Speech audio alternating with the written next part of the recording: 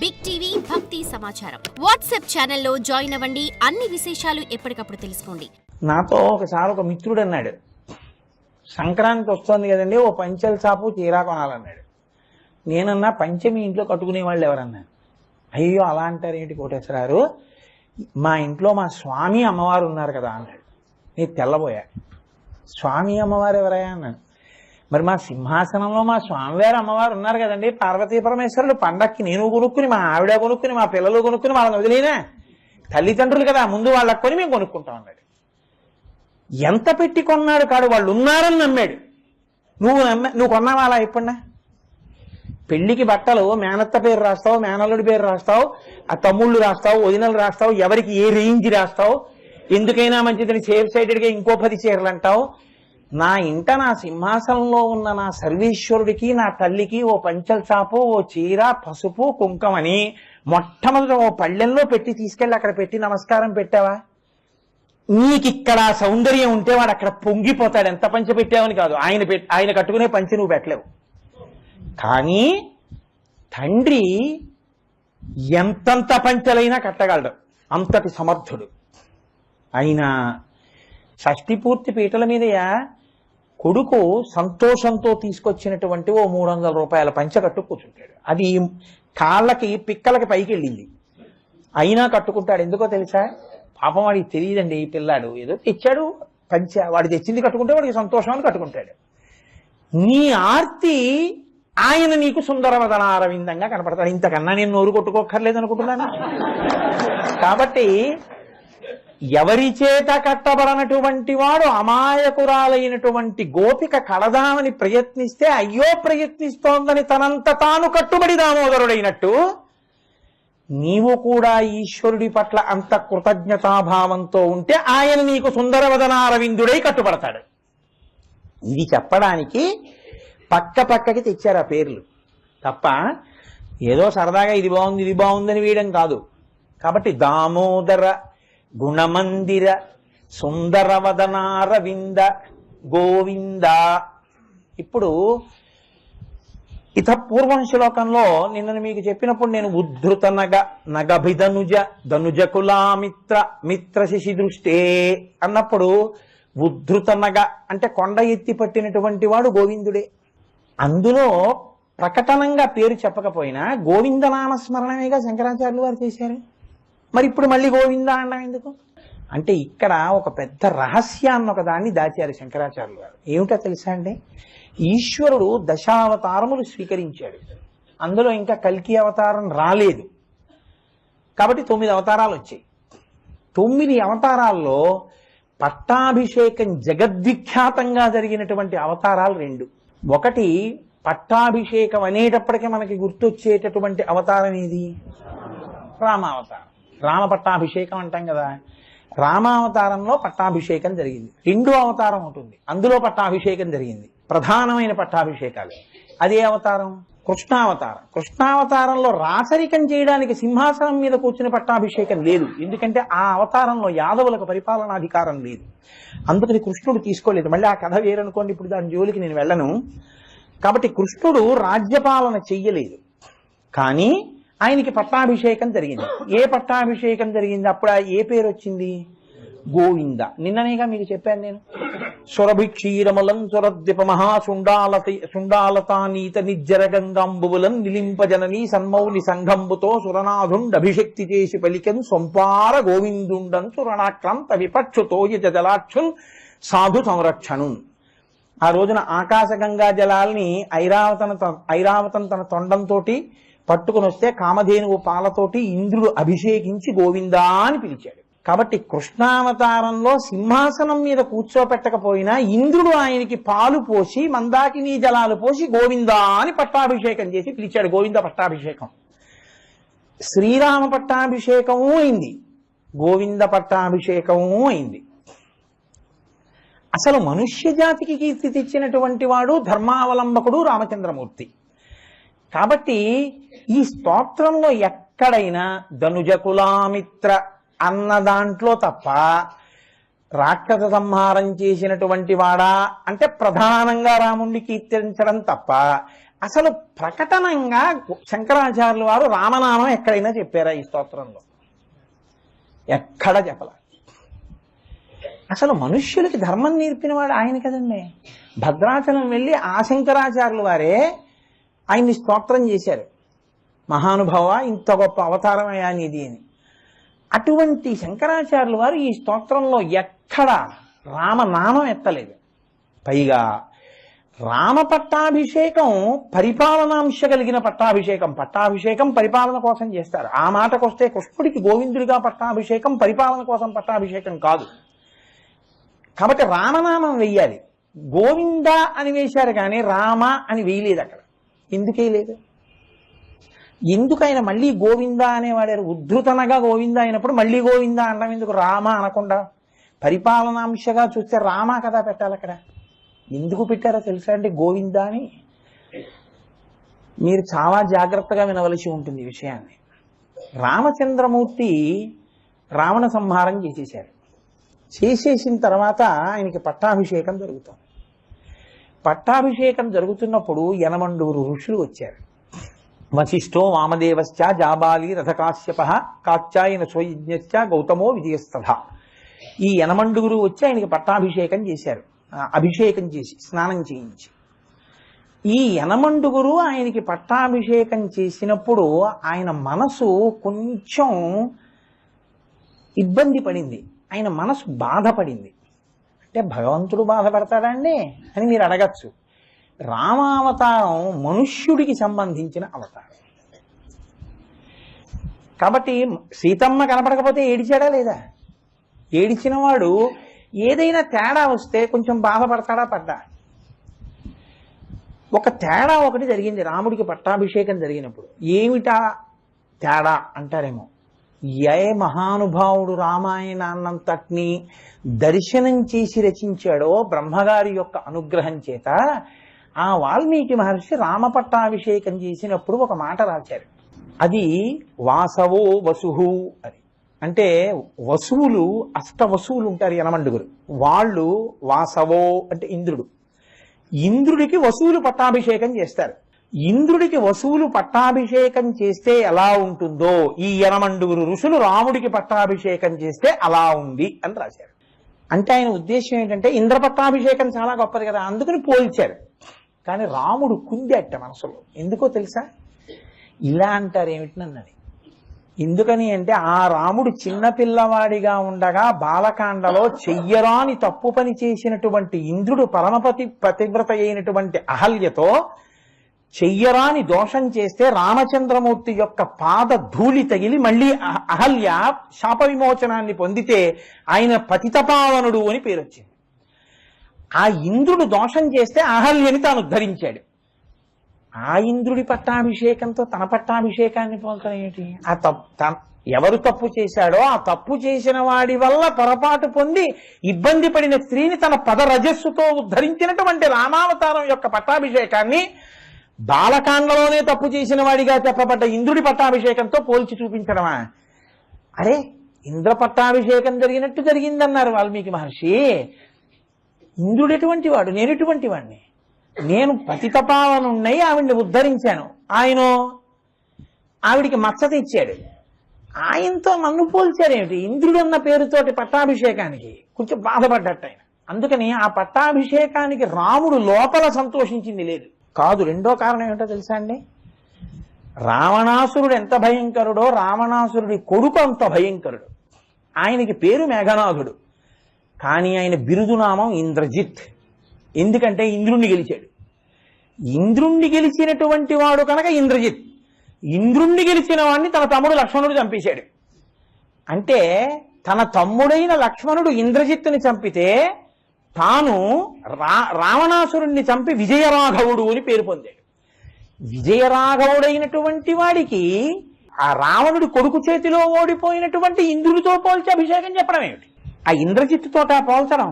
ఆయన ఓడిపోయాడు కదండి. మరి రావణాసురుని యొక్క కొడుకు చేతిలో ఇంద్రజిత్ చేతిలో ఇంద్రుడు ఓడిపోయాడు. ఆ ఓడిపోయినటువంటి వాడెవరో ఆ ఇంద్రుడు, ఆ ఓడిపోయినటువంటి ఇంద్రుడితోటే తన పట్టాభిషేకాన్ని పోల్చడం ఇంద్రుడి పట్టాభిషేకంలో ఉందని. కాబట్టి రామ పట్టాభిషేకంలో ఈ రెండు వాసవో వసుహు అని వసువులు ఇంద్రుడికి చేసినట్టు చేశారు అనడం వల్ల రాముడి మనసు కుందిందిట. వీళ్ళు ఏమిటో అనేశారు, కానీ ఇది ఎలా కుదురుతుంది? 2 కారణాల వల్ల. ఆ ఇంద్రుడికి నాతో పోలికేమిటి పట్టాభిషేకానికి? ధర్మంలోనూ సరిపోడు, పైగా రావణుడి కొడుకు చేతిలో ఓడిపోయినటువంటి వాడు. అట్లా ఓడిపోయినటువంటి వాడిని తీసుకొచ్చి నా పట్టాభిషేకంతో పోల్చడం ఏమిటి అని ఆయన బాధపడ్డట. అదే గోవింద పట్టాభిషేకం దగ్గరికి వచ్చేటప్పటికి ఆ ఇంద్రుడే వచ్చి ఈయనకి అభిషేకం చేసి కాళ్ళ మీద పడ్డాడు, చిన్ని కృష్ణుడి కాళ్ళ మీద. కాబట్టి గోవింద పట్టాభిషేకం జరిగినప్పుడు సంతోషించట. అమ్మయ్య, వీడే వచ్చి నాకు గోవింద అని పిలిచి నా కాళ్ళ మీద పడ్డాడు. ఇది త్రేతాయుగంలో ఉన్న బాధ ద్వాపర యుగంలో పోయింది. కృష్ణుడికి గోవింద పట్టాభిషేకం చేస్తే మీరు పట్టుకున్నారో లేదో అని చెప్పింది. కాబట్టి మనసు సంతోషించిన పట్టాభిషేకం గోవింద పట్టాభిషేకం. పట్టాభిషేకం జరిగిన పోలిక వల్ల కొంచెం కుందిన పట్టాభిషేకం రామ పట్టాభిషేకం. అందుకని గోవింద అంటే ఆయన ఎక్కువ సంతోషిస్తాట. అందుకని శంకరాచార్యులు వారు ఏం చేశారంటే, పరిపాలనాంశగా పట్టాభిషేకం గుర్తొచ్చేటప్పటికి కొంచెం ఆయన చిన్నబుచ్చుకుంటాడు. ఆ బాధ ద్వాపరయుగంలో పోయింది పట్టాభిషేకంలోని. గోవింద అంటేనే ఎక్కువ సంతోషిస్తారని గోవింద అనే వేశారు ఆయన. మళ్ళీ ఒక్క మాట శంకరాచార్యులు వారు వేశారంటే లోపల ఎంతో హృదయం ఉంటుంది, ఆయన ఎంతో భావన ఉంటుంది. కాదు, ఎందుకు వేశారో తెలుసా అండి? ఇద్దరిని కీర్తిస్తారు. ఎప్పుడు భోజనాలు చేస్తున్నా, పంక్తిలో ఉన్నా, ఏం చేస్తున్నా ఇద్దరిని కీర్తిస్తారు. ఎప్పుడు కూడా మనం చూడండి, పార్వతీపతే హరహర మహాదేవ అన్నాను అనుకోండి, శంభో శంకర అంటారు. కానీ ఏమీ అనకపోయినా సరే ఇలా నేనంటేనే మీరు అంటారు. హరే పార్వతీపతే అన్నాను అనుకోండి, హరహర మహాదేవ అంటే శంభో శంకర అంటారు. ఏమీ అనకపోయినా గోవింద గోవింద అంటారు తిరిగి. దానికి ముందెవరు ఏం చెప్పక్కర్లేదు, చెప్పకపోయినా గోవింద గోవింద అంటారు. పిల్లాడు పుట్టాడు అనుకోండి, వాడికి మొదట ఏం నేర్పుతారంటే 2 చేతులు తీసుకెళ్లి జోగలు పెట్టించి గోవింద గోవింద అంటారు. పిల్లాడు పుట్టగానే గోవింద. ఆయన పేరు వెంకటేశ్వరుడు, అయిన మెట్లెక్కుతూ గోవింద గోవింద గోవింద గోవింద అంటారు. క్యూ జరగలేదనుకోండి, గట్టిగా గోవింద గోవింద గోవింద గోవింద అంటారంటే ఏమండో లైన్ జరపండి, ఏమండో లైన్ జరపండి. ఆఖరికి భోజనాలు ఎట్టారనుకోండి, ఉచిత భోజనాల దగ్గరికి వెళ్ళారనుకోండి, తింటూ తింటూ మధ్యలో ఎవడో గోవిందా గోవింద అంట. ఆదివరాహస్వామి గుడికి గోవిందా గోవింద, గుండు చేయించుకున్నారనుకోండి గోవిందా గోవింద. ఆఖరికి ఇంట్లో ఎవడో ఊడిపోయాడు అనుకోండి, గోవింద కొట్టేశాడు. పుట్టుకనందు, మంగళమునందు, అమంగళమునందు అన్నిటి యందు గోవింద. చిత్రం ఏంటంటే గోవిందనామానికి అంత ప్రఖ్యాతి ఉంది. ఒక్క మంగళంలో ఉపయోగించడం కాదు, అసలు దాన్ని ఉపయోగించకుండా ఉండడం అన్నది ఉండదు. ఎవరో ఒక ఆయన ఓడిపోయాడు అనుకోండి, ఆయన ఏమైందండి అని అనుకోండి, గోవింద కొట్టేశాడు ఏంటంటే. చిత్రం ఏంటంటే పసిపిల్లల దగ్గర నుంచి వృద్ధుల వరకు, పుట్టడం దగ్గర నుంచి ఊడిపోవడం వరకు గోవిందనామమే. అటువంటి నామాన్ని ఉద్ధృతనగా అని వదిలేసి ప్రకటనంగా అనకపోతే దోషం అయిపోలేదు. అందుకని గోవింద అన్నారు. అలా అనకపోతే వీళ్ళు చిన్నబుచ్చుకుంటారు ప్రార్థనలు, అదేంటి ఇన్ని ఉన్నాయి కానీ గోవింద అంటే బాగుండేదని. ఆయన రాయలేదని మనమే ఇదంతా చదివేసి గోవింద గోవింద అంట. అప్పుడు శంకరాచార్యుల వారు చిన్నబుచ్చుకోవాలి. అందుకని నేనే వేసేస్తే గొడవ వదిలిపోతుందని మళ్ళీ దామోదర గుణమందిర సుందర వదన రవింద గోవింద. ఈశ్వరుడి అనుగ్రహం కలగడానికి ప్రధానమైంది ఏదంటే గురువు గారి అనుగ్రహం ఉండాలి. గురువు గారి అనుగ్రహం మీకు ఈశ్వరానుగ్రహాన్ని తెచ్చిపెట్టినప్పుడు మీ ప్రయత్నం చేత మీరు తెచ్చుకోవడం చాలా చాలా కష్టం. గురువు గారి అనుగ్రహం అంగరక్ష. కాబట్టి శంకరాచార్యులు వారు ఎప్పుడెప్పుడు అవకాశం దొరికితే అప్పుడప్పుడు తన గురువు గారిని తలిచేసుకుంటూ ఉంటారు. ఒకసారి ఆయనకి ఏదైనా అసహ్యం వేసింది అనుకోండి, భజ గోవిందం భజ గోవిందం గోవిందం భజ మూఢమతే అని గోవిందం అని గోవిందుడు అన్నట్టుగాని తన గురువు గారు గోవింద భగవత్పాదాచార్యుల వారిని తలుచుకుంటూ ఉంటారు. ఇంతమంది ఉద్ధరింపబడడానికి నేను ఈ స్తోత్రం చెప్తున్నాను కదా, మా గురువు గారి పేరు ఇందులో ఉంటే కదా అనుగ్రహం. అందుకని గోవింద భగవత్పాదుల్ని తలుచుకున్నట్టు ఉంటుందని గోవింద కాదు. అసలు ఈ లోకానికి ఎలా బతకాలో జ్ఞానం చెప్పడానికి మొట్టమొదటి జగద్గురువు అనేటటువంటి బిరుదు పొందినవాడెవరు? కృష్ణ పరమాత్మ. కృష్ణం వందే జగద్గురుం భగవద్గీత చెప్పాడు. అసలు లోకానికి భగవద్గీత చెప్పి నాకన్నా ముందు జగద్గురువు అని బిరుదు పొందినటువంటి వాడిని నేను స్మరించకపోతే నేను ఎలా జగద్గురువుని అవుతాను? కాబట్టి నాకు ముందు జగద్గురు స్థానాన్ని పొందినటువంటి కృష్ణుడిని ఇందులో ప్రకటనంగా తలుచుకోవాలి. కాబట్టి ఆ కృష్ణుడు పట్టాభిషేకం పొందిన నామం గోవింద. ఒక్క కారణం కాదు, ఎన్ని కారణాలకి గోవింద పెట్టారో చూడండి ఆయన. కాబట్టి దామోదర గుణమందిర సుందర వదనారవింద గోవింద భవజలది మదన మందర పరమందర మపనయత్వం మే. శంకరులు అంటున్నారు భవజలది మదన మందర అన్నారు. మళ్ళీ ఇక్కడ ఒక వింత ప్రయోగం చేశారు. అసలు శ్రీ మహావిష్ణువు మందర పర్వతం ఎప్పుడూ అవ్వలేదు. ఆయన ఆదికూర్మం అయ్యారంతే. మీరు బాగా గమనించండి, ఆయన మందర పర్వతం అయ్యారా? ఆయన అవలేదు. మందర పర్వతం పాల సముద్రాన్ని చిలుకుతున్నప్పుడు అందులో పెట్టి వాసుకుని తాడుగా చేస్తే వాసుకి అన్న తాడుతో తిప్పుతున్నప్పుడు వదిలైతే పర్వతం కిందకి వెళ్ళిపోతుంది పాల సముద్రంలోకి. అరే ఈ పర్వతం నిలబడ్డానికి ఆధారం కావాలన్నారు. ఇప్పుడు ఆయన ఆదికూర్మమై మందర పర్వతం కింద చేరారు. వీపు మీద చేరితే ఆయనకి ఎప్పటి నుంచో వీపు మీద కొంచెం దొరదుందిట, అది అప్పుడు తీరింది. ఒక ఆయన తిప్పి పొడిచాడు. చిత్రం ఏంటంటే ఆ మందర పర్వతాన్ని ఆదికూర్మంగా ఉన్న విష్ణువు భరించారు, కానీ మందర పర్వతం ఆయన అవ్వలేదు కదండి. కానీ శంకరులు అంటున్నారు భవజలధి మదన మందర, నువ్వే మందరాన్ని అన్నారు. ఇక్కడ ఎలా మందరం, ఇక్కడ ఎలా మందరం? ఆయన మందర పర్వతం ఎలా అయ్యారు అంటే భవజలధి సంసారం అనేటటువంటి సముద్రాన్ని చీల్చడానికి మీరు ఎవరిని కవ్వంగా తీసుకోవాలి అంటే మందర పర్వతాన్ని కాదుట, పరమేశ్వరుణ్ణి కవ్వంగా తీసుకోవాలి. ఇప్పుడు పరమేశ్వరుడనే కవ్వాన్ని తీసుకుని మీరు చిలుకుదాం అనుకున్నారనుకోండి, ఆ కవ్వం జారిపోతుంది. కవ్వం జారిపోకుండా ఉండాలంటే కవ్వానికి కట్టిన తాడు గట్టిగా కట్టి వదులు కాకుండా తిప్పడం రావాలి. మీరు పట్టుకున్నారో లేదా ఎప్పుడైనా అసలు చల్ల చిలకడం చూస్తే మీకు తెలుస్తుంది.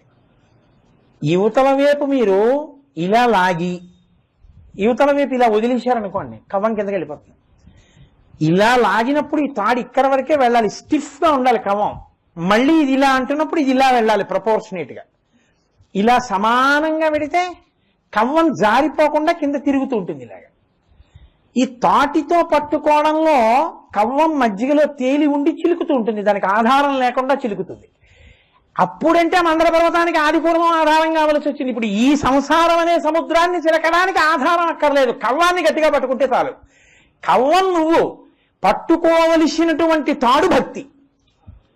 అందుకని కట్టిన తాడుతో మొదలైంది శ్లోకం. దామోదర అది అక్కడ కట్టింది తాడుతో, ఇక్కడ నువ్వు కట్టాలి. అది గుర్తు చేయడానికి దామోదరతో మొదలు. శ్లోకం మొదలు పెట్టి కొనసాగింపు తీసుకొస్తే అలా ఉంటుంది శంకరాచార్య వారి. ఆ బిగి అలా మెయింటైన్ చేస్తారు ఆయన. కాబట్టి ఆ కవ్వాన్ని గట్టిగా పట్టుకో. ఎక్కడైనా చెప్తున్నారా భక్తి అన్న తాడేసి కట్టు అని చెప్తున్నారా? మీరు ధ్యానంలో పట్టుకోవాలి. కాబట్టి భవజలధి మదన మందర, పరమేశ్వరుణ్ణి మందర పర్వతంగా కవ్వంగా చేసి భక్తి అనే తాడు కట్టి సంసారం అనేటటువంటి సముద్రాన్ని చిలుకు. అమృతం వస్తుందా? వస్తుంది. కానీ అమృతం కన్నా ముందే వస్తుంది, హలాహలమే వచ్చి తీరుతుంది. అదేగా వచ్చింది. నీకు అంతే వస్తుంది. చాలామంది ఉపాసనలో ఎక్కడ విసుగు చెందిపోతారంటే, మా మనసు నిలబట్టలేదండి, ఏమిటో మీరు ఇవన్నీ చెప్తున్నారు కానీ ఇవన్నీ మాకు ఎప్పటికి అర్థం అవుతాయి, మీరు రేపు వెళ్ళిపోతారు, మేము 3 రోజులకు మర్చిపోతాం అంటుంటారు. కాదు, శంకరాచార్యులు వారు అంటున్నారు, నువ్వు మరిచిపోవడం కాదయ్యా, మొట్టమొదట్లో ఎవరికైనా నిరాశ, నిస్పృహ, కామము, క్రోధము, లోభము, మదము, మాత్సర్యము సంసారంలో ముందు ఇవే వస్తాయి. ఇవి రాకుండా ఎవ్వరూ ఉండరు. ఏ మహాత్ముడి జీవితం మీరు తీసుకోండి, అస్సలు ఏమీ జరగకుండా మహాత్ముడిగా పుట్టి మహాత్ముడైపోయిన వాడు మీకు ఎవ్వరూ కనపడ్డారు. ఎక్కడో అక్కడ కష్టం అన్నది ఉండి తీరుతుంది జీవితంలో. రామకృష్ణ పరమహంస అంతటి వారికి రాసకుండు పుట్టింది కంఠంలో, రమణ మహర్షి అంతటి వారికి సర్కోమా పుట్టింది చేతి మీద, చంద్రశేఖరేంద్ర సరస్వతి స్వామి వారికి కడుపులో పేగులు అంటుకుపోయి కళ్ళు దృష్టి తగ్గిపోయింది.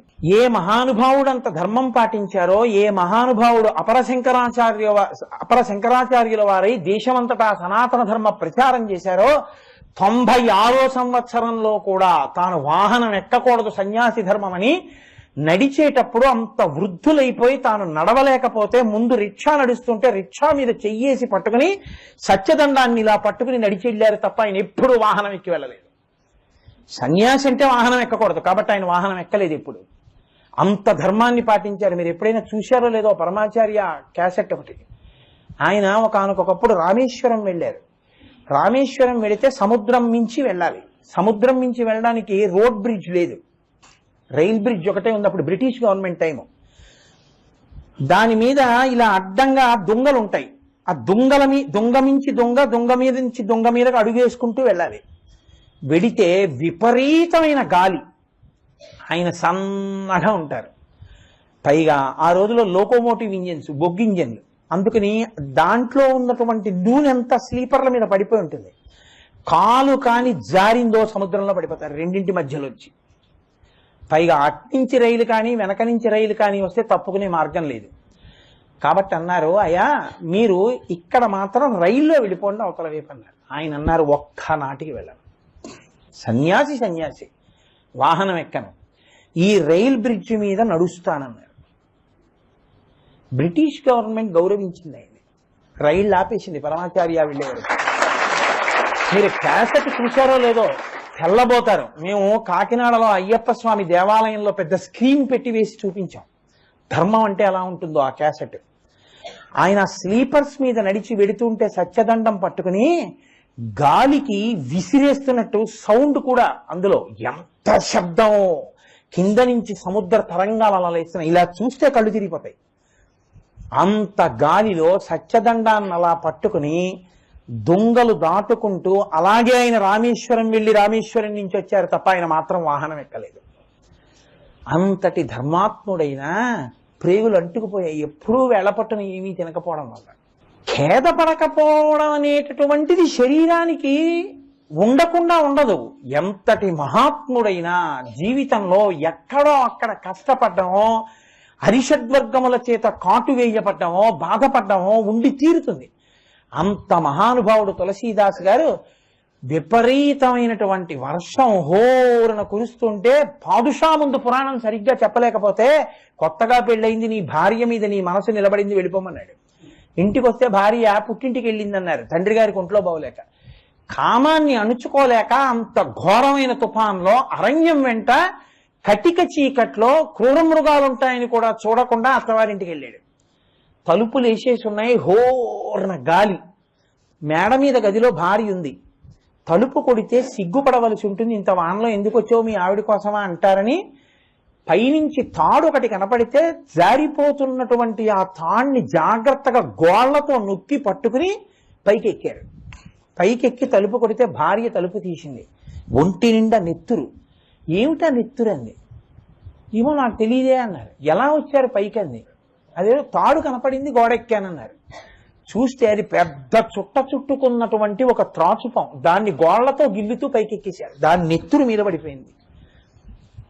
ఆవిడంది, ఇప్పటి వరకు మీకు నేను తెలియను, ఒక్క 10 రోజుల క్రితం పెళ్ళయింది.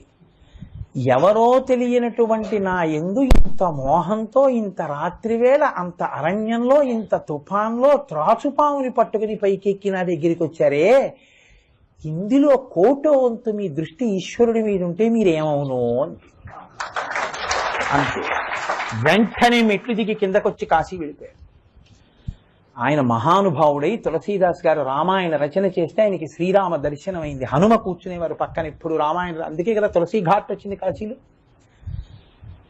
ఒక మనిషి జీవితంలో చాలా గొప్పవాడైనప్పుడు ఆయన గొప్పవాడైపోయాడని మీరు అనుకోకూడదు. ఆయన గొప్పవాడు అవడానికి ముందు ఆయనకి కూడా చాలా కష్టాలుంటాయి.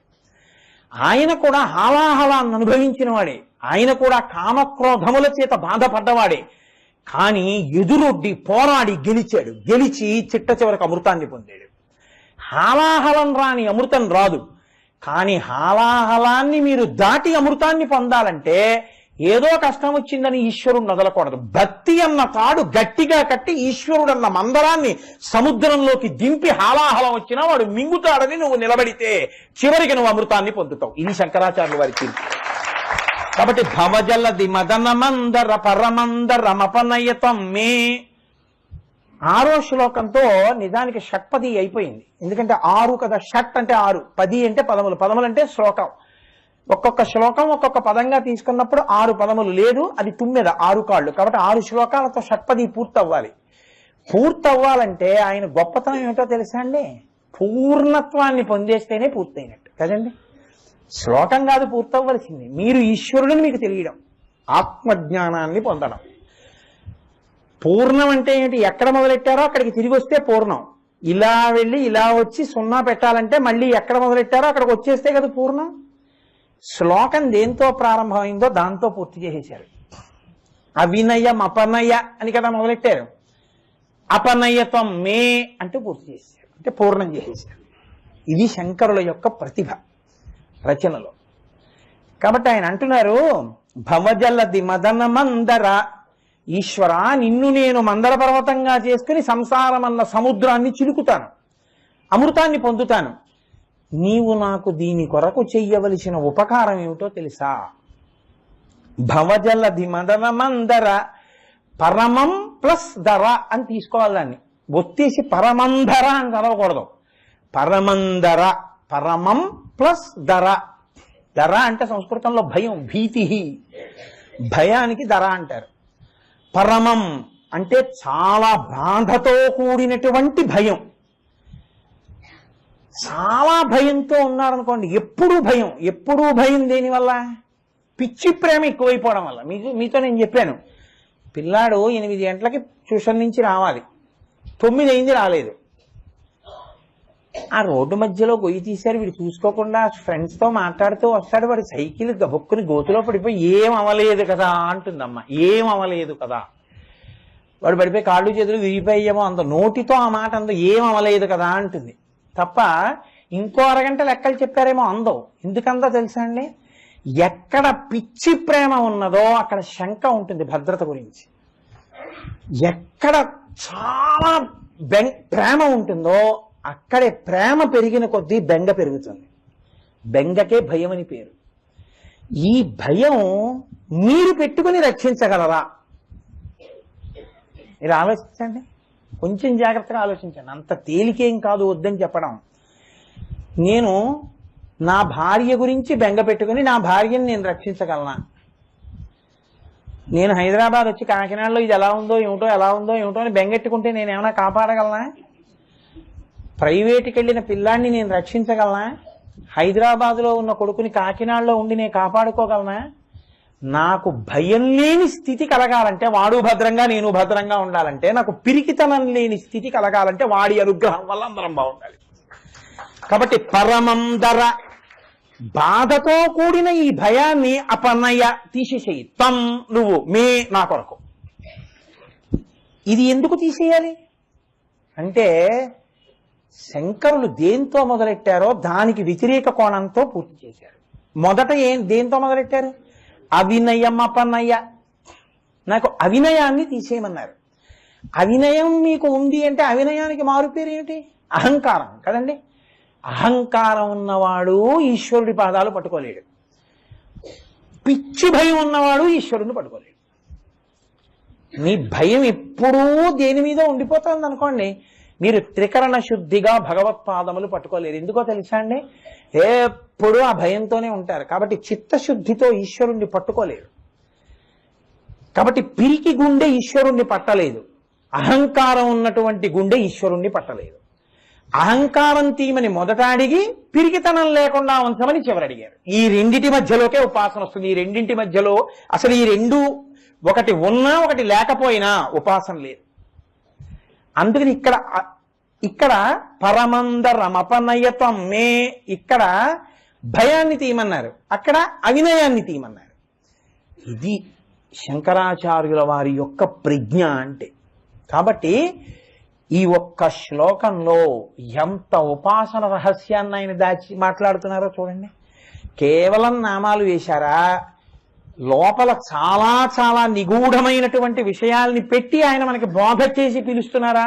కొత్త విషయాన్ని ప్రచోదనం చేసి నీలో కూడా ఈ మార్పు ఉండాలి అని ఆయన ప్రబోధం చేస్తున్నారా మనకి?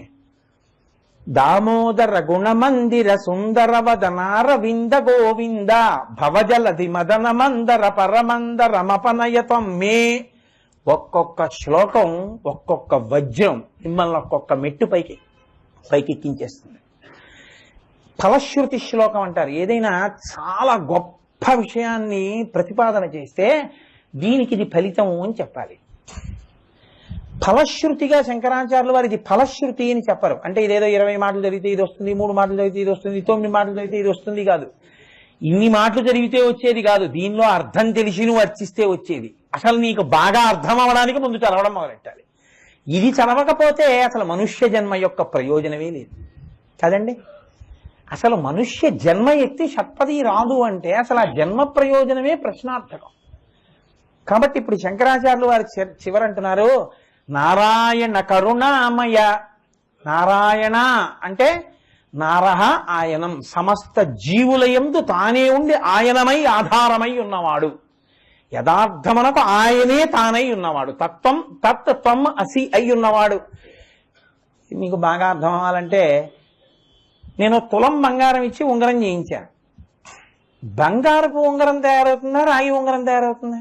బంగారపు ఉంగరమే తయారవుతుంది. నేను బంగారం ఇచ్చి ఉంగరం చేస్తే బంగారు ఉంగరం వస్తుంది, రాగి ఇచ్చి పాత్ర చేస్తే రాగి పాత్ర వస్తుంది. నారాయణ అంటే నారములకు ఆయనమైన వాడా, సమస్త జీవుల యందు నీవే ఉండి నడిపిస్తున్నవాడా.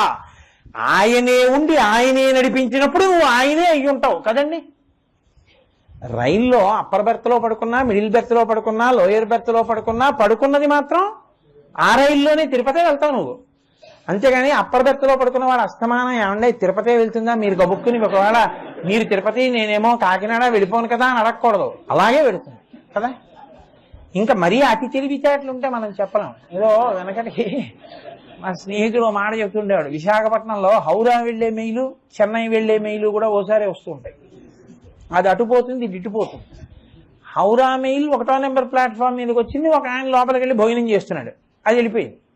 చెన్నై వెళ్ళే మెయిల్ వచ్చింది. అయితే మాత్రం అందులోనూ S1, S2, S3, S4గా ఉంటాయి. ఆయన మళ్ళీ భోజనం చేసి వచ్చి బ్రేవ్ మంది ఎంచి S4 వెతుక్కుని అప్పర్ బెర్త్కి పడుకున్నాడు. ఆ కింద కూర్చున్న వాళ్ళు మారిపోయారు, ఇంతకు ముందు ఉన్న వాళ్ళు లేరు. ఇంతకు ముందు చాలా మంది ఉండేవాళ్ళు కదా మనతో పాటు చెన్నై వచ్చేవాళ్ళు, వాళ్ళు ఎవరు లేరేమిటని ఆయన అన్నాడు. కాబట్టి మీరు ఎక్కడికి వెళ్తున్నారు అన్నాడు. వాళ్ళు అన్నారు హౌరా వెళ్తున్నాం అన్నారు. హౌరా మెయిల్ వచ్చేసింది కదా, మేము హౌరా వెళ్తున్నాం అన్నారు. ఆయన అన్నాడు ఇప్పుడైనా దూకియాలి పైనుంచి. ఆయన అన్నాడు ఎంత అభివృద్ధి చెందాయండి railways, under berth is going to Howrah and upper berth is going to Chennai. ఇప్పుడు ఎవరు రక్షిస్తాడు హనీని? అప్పుడు కూడా అంత మౌఢ్యం. నారాయణ కరుణామయ, ఇది శంకరాచార్యులు. మేము ఎంత అయోమయంలో ఉన్నామంటే ఈశ్వరా లోపల నువ్వుండి నడిపిస్తున్నావు, నేనే నడుస్తున్నానని నేను అంటున్నాను. ఇంతకన్నా అన్యాయం ఏంటి? నీ ఊపిరి నువ్వు తీసుకోవడమే నిజమైతే ఊపిరి ఆగిపోయిన వాళ్ళందరూ వాళ్ళు ఆపుకున్నారా? వాళ్ళు ఆపుకోలేదుగా, వాళ్ళ ఊపిరి ఆగిపోయింది. వాళ్ళకి వెంటిలేటర్లు పెట్టినా ఎందుకు ఆగిపోయింది? ఎవడి ఊపిరి వాడు తీసుకుంటే ఎవడు చచ్చిపోడు. అంటే ఊపిరి తీసేవాడు ఊపిరి ఆపేవాడు వాడున్నాడు. భవతి అని సంస్కృతంలో మాట, భవతి అంటే ఉన్నాడు, ఉన్నాడు అంటే ఊపిరి మీదే ఆధారం. ఊపిరి నువ్వు తీస్తే నువ్వు చిరంజీవి, ఊపిరిని తీసేవాడు వేరొకడు ఉన్నాడు కాబట్టే నీ సంకల్పంతో సంబంధం లేకుండా నీ శరీరం పడిపోతావు. ఇది నారాయణ, ఆయన నడిపిస్తున్నవాడు. బంగారంతో చేసిన ఉంగరంలో బంగారమే ఉంటే నారాయణ అంతటా ఉంటే అన్ని నారములకు ఆయన ఆయనమైతే ఉన్నది నారాయణయే. కానీ నేనేమంటున్నాను, నేనున్నానంటున్నాను. ఇది నా అజ్ఞానం. Upper berth Chennai, lower berth Howrah పెడుతోందంటే. కానీ నువ్వేమంటున్నావు? అలా మీతో ఎవరైనా అన్నారనుకోండి, మీదైన వస్తువు వాళ్ళకి ఇచ్చారనుకోండి, సాధారణంగా బ్యాంకుకి రైల్వే స్టేషన్కి వెళితే వెంటనే పెన్ను అడుగుతారు కదా.